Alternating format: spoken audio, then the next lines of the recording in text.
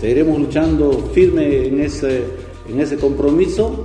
No defraudaremos a todo el esfuerzo que han hecho las organizaciones, como también a nuestro gobierno central, que nos ha dado las condiciones para que legales se inicie el funcionamiento a partir del 2008 esta nuestra universidad. Sabemos que buscamos la calidad, la pertinencia cultural, la pertinencia académica, como también que nuestra universidad sea conocida a nivel regional, nacional e internacional, internacionalizar y acreditar también nuestras carreras. No nos vamos a quedar solamente con lo que tenemos, sino aspirar, como también nos mencionaba nuestro diputado Luis, hay que mirar siempre hacia adelante.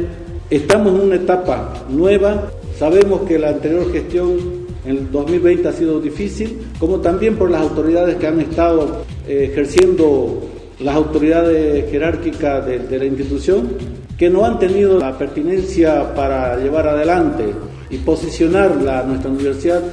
Esta universidad se caracteriza por la rebeldía, por ser revolucionaria, por ser comunitaria, por ser intercultural, por buscar el derecho que tienen todas las personas más vulnerables, y ese derecho ahora lo estamos devolviendo como el lema de nuestro Ministerio de Educación, ¿no?